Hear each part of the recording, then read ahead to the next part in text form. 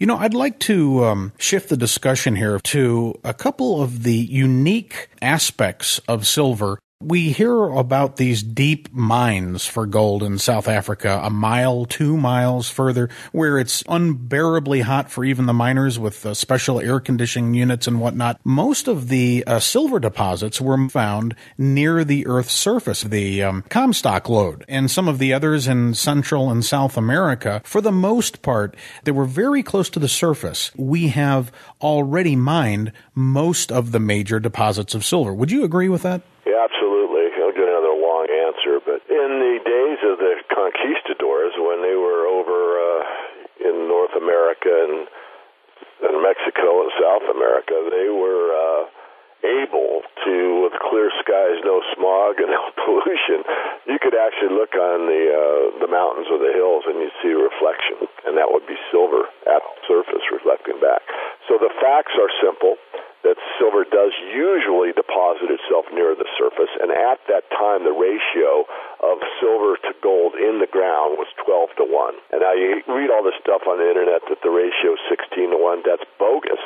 That's the monetary ratio, not what I call the natural ratio, and the natural ratio is how it naturally occurs in the Earth's surface. Today, the natural ratio is 8 to 1.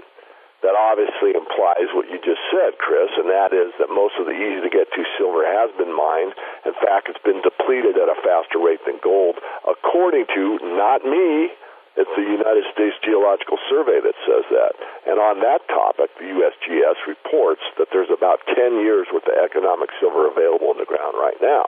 Now, that's today's price, so let's be fair here. If silver goes to triple the price it is today, it's up to $60 an ounce or something. Obviously, you would have more than 10 years of economic silver. But regardless, I think the point's well taken that there's not a whole lot of silver left in the ground to be mined, at least at today's cost of mining, plus the consequences of having to go deeper to get it. I do want to make it clear, since I live near the Silver Valley, that the Coeur d'Alene district is a unique phenomena, and this is where geologically the mountain kind of folded down upon itself, if you can picture that, and it pushed the silver deposits pretty deep. So that's an area, and there's probably others in the world that are like that, but it's rare. Most of the time silver is near the surface. In that case, it's not true. The Lucky Friday mine, which I've been in, is quite deep, roughly the mile level. I won't misquote it, but it's near that. It may be more than that these days. I know they've drifted over and gone deeper. But anyway, just to be clear, so I think I covered both of your questions. Very good. And I also would like to address the copper mining in reference to silver, because as I understand it, copper and gold mining tends to throw off considerable levels of silver. How does this factor into your analysis? Well, it does. It has to. I mean, 70% of the silver that comes to the surface is a result of base metal mining. It's either gold, which gives us 13% of our silver supply, copper, that gives us 25% of our silver supply, or lead and zinc, which give us about 30%. And if you add those up, it come out around roughly 70, and I'm just quoting them off my head because I've got them pretty well memorized. Those are rough numbers. That's about right. Yeah, it does. In fact, there's a lot of actually copper-gold mines. If you look at Freeport-McMoran, that's pretty much copper-gold. And then if you look at a project over here in the next, a couple states over in Montana, and I've been to it a couple times, which is the Mines Management Project, that's a copper-silver situation. So it's very, very rare. In fact, in all practical purposes, you'll never find a silver-only mine.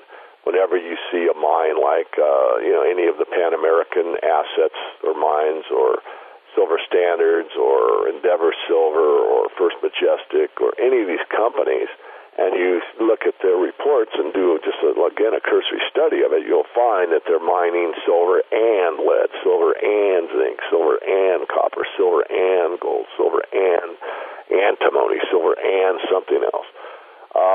To the best of my knowledge, there was actually only one mine that was basically, for all practical purposes, pure silver. And that is a very small mine, and it's been purchased, and I actually forget who owns it now, but it was just a unique situation because it's really almost impossible to find a pure silver deposit. deposit. You know, we talk about $50 silver, maybe $52 silver, 1980, when there was the peak there. And I think you really touched on an important point here early in the conversation, this misnomer or misunderstanding that it wasn't just the Hunt brother buying that sent silver to that lofty level. Not to mention, of course, the exchange at the time then promptly changed the rules and made it practically impossible to buy. You know, with this $50 price, when we start adjusting for inflation, you start to approach that $120, $130 level. But as I understand it, that's really only using the modern metrics of inflation, which are a bit shaky.